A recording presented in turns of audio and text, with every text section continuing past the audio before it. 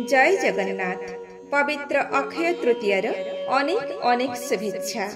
वैशाख मास शुक्ल पक्ष तृतीय तिथि परम पावन अमृतमय तिथि अनुकूल तिथि अनेक महिमारे महिमावंत अक्षय तृतीय तिथि सारा वर्षर गोटे तिथि जार महिमा एते अधिक जे एही दिन करा जाउथबा प्रत्येक शुभकर्म दान धर्म पूजा व्रत उपवास यज्ञ गो सेवा समस्त जगत कल्याण कार्य अनेक शुभफल आनी देई थाए। अक्षय अर्थात जार क्षय नाही बा विनाश नाही, कारण अनंत कोटि ब्रह्मांडर नायक अविनाशी परब्रह्म श्री श्री जगन्नाथंकर लीलाखेला जड़ित अक्षय तृतीय तिथि सहित स्कंद पुराण रे वर्णित महाप्रभुंकर द्वादश यात्रा मध्यरु परम पावन शेष यात्रा हेउछि अक्षय तृतीय। मानव लीला करुथिबा महाप्रभुंकर अक्षय तृतीय ठारू दीर्घ 42 दिन धरि अनुष्ठित हुए चंदन यात्रा। साधारण मनुष्यटीए परि ग्रीष्मतापुर रक्षा पाइबा पई चंदन लागि हुंती आउ मणि विमान रे झुली झुली चाप खेलिबाकू जांती नरेंद्र पोखरी को। श्री जगन्नाथ महाप्रभुंकर चलंती प्रतिमा मदन मोहन सहित यात्रा करंती भूदेवी श्रीदेवी आउ रामकृष्ण। पुणी पंच पांडव श्री जामेश्वर लोकनाथ मार्कंडेश्वर कपाल मोचन आउ नीलकंठ 21 दिन धरी नरेंद्र पुष्करणी चाप खेलिबा बेले ज्येष्ठ मास कृष्ण नवमी ठारू शुक्ल चतुर्दशी पर्यंत आउ 21 दिन श्रीमंदिर रे चाप खेलंती प्रभु।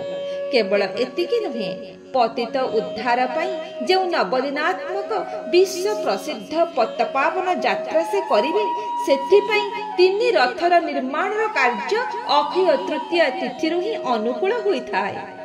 केवल जगन्नाथ कहीं बड़ ठाकुर बलभद्र जी कि कृषिर प्रतीक तांकर विवाह रेवती सहित अनुष्ठित हुए। तेणु एही तिथिटी चषा पुओ पई बड़ सिद्धिर दिवस। चषा पुओटी बड़ श्रद्धार सह बलभद्र को माँ लक्ष्मी को आ भूमिदेव को पूजा करी मुठा मुठा बिहन बुणी दिए ता खेतरे, जहा को कुहा जाए अक्षी मुठी अनुकूल। माँ लक्ष्मी सीता रूपरे जनक राजा को एही अक्षय तृतीय दिन प्राप्त होइथिले। तेणु एही तिथि रे माँ लक्ष्मी को पूजा करी जो बिहन बुणी दिया जाए ताहा अक्षय भंडार भाव रे गृह को फेरी आसे। पुराण कहती श्री विष्णु एही दिन अक्षयासुर को वध करी पृथ्वी को शांत कराइथिले। अक्षय तृतीय रे श्री विष्णुंकर षष्ठ अवतार परशुरामंकर जन्म होइथिला। एही परम पावन अक्षय तृतीय तिथि रे बंधु सुदामा श्री कृष्ण को भेटी खुद भजा अर्पण करथिले आउ तांकर जन्म जन्मर दुख चली जाइथिला। तेणु एही तिथि रे देवालय रे प्रभु दर्शन सबु दुख को विनाश करिथाय। एही पवित्र अक्षय तृतीय रे स्वयं भगवान श्रीकृष्ण पंच पांडव को दुर्वासा ऋषि अभिशापुर रक्षा करिबा पई द्रौपदी को अक्षय पात्र देइथिले, जहा द्वारा दुर्योधन द्वारा प्रेरित हजार हजार ऋषि को द्रौपदी आहार दे तृप्त करथिले।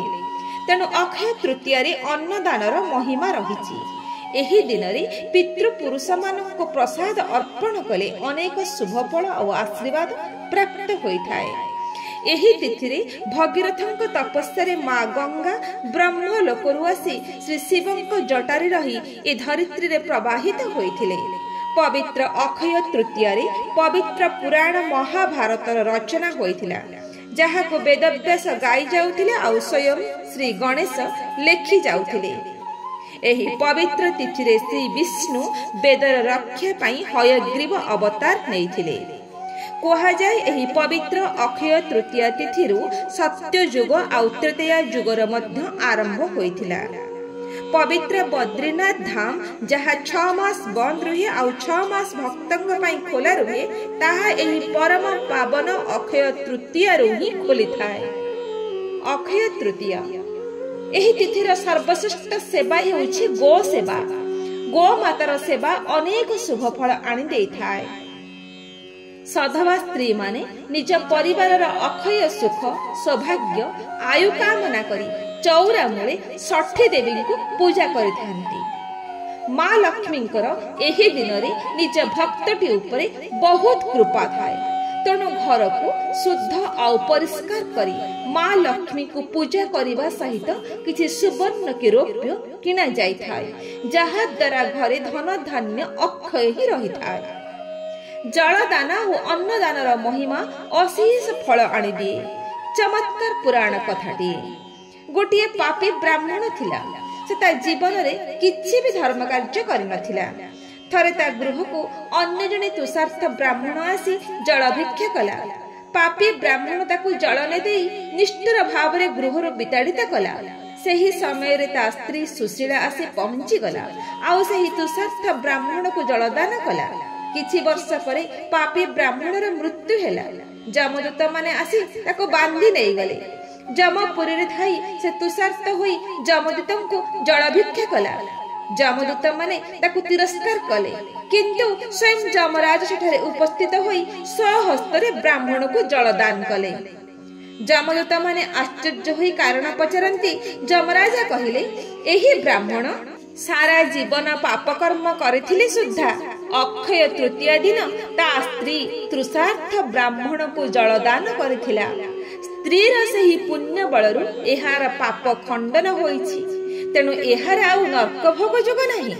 तेणु अक्षय तृतीया रे जलदान, अन्नदान, गोसेवा, दिय दर्शन, भूमि पूजन, अखि मुठी अनुकूल, वृक्षरोपण ठारू महत संकल्प, पुराण पाठ, जाग यज्ञ सबु शुभ और शुभ फल ही आनी देई थाए। जहार केबे भी विनाश हुए नाही, बरं 2 गुणा शुभ होई आम पाखक फेरी आसे, आमर कल्याण होई थाए।